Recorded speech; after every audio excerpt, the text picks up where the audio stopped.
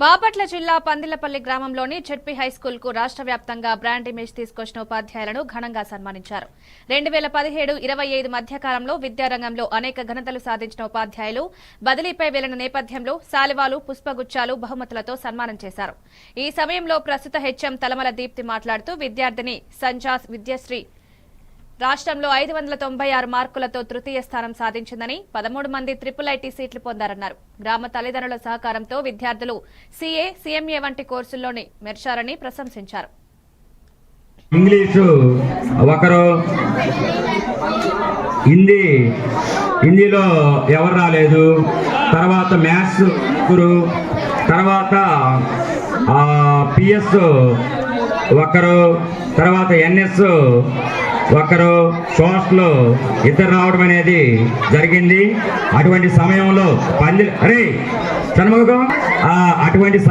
Pandillapalli high స్కూల్కి రావడం అనేది జరిగింది. పందిలపల్లి హై స్కూల్ అనేది నేడే కాదు, మరి అప్పుడు కూడా పందిలపల్లి హై స్కూల్ అంటే ఒక ఇమేజ్ అనేది జిల్లా వ్యాప్తంగా ఉంది.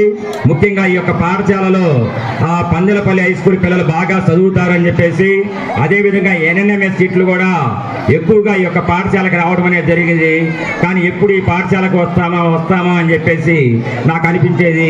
కారణం అనేది మాది సొంత గ్రామం కాబట్టి, మా అమ్మ వాళ్ళ పుట్టిల్లు అక్కడే కనబడుతుంది, దాని వెనకే మా అత్త వాళ్ళ ఇల్లు ఉంది కాబట్టి ఈ పాఠశాలకు రావాలంటున్నాను.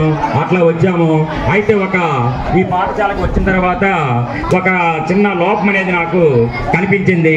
నాకే కాదు, మాతో వచ్చినటువంటి ఉపాధ్యాయులకు కూడా కనిపించింది. ఆ లోపం ఏంటంటే ఇంగ్లీష్ మీడియం లేకపోవటం. 10th క్లాస్లో ఇంగ్లీష్ మీడియం అనేది లేదు.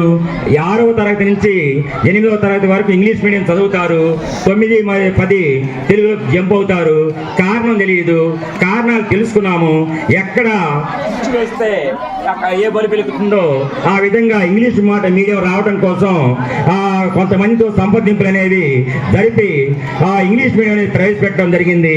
మొట్టమొదటి ఇంగ్లీష్ మీడియం బ్యాచ్లోనే చంద్రిక మరియు శృతి కీర్తి అనే 2 రత్నాలు మాకు దొరికారు. అప్పుడు వాళ్ళ యొక్క స్ట్రెంత్ కూడా తక్కువగా ఉంది 10వ తరగతిలో.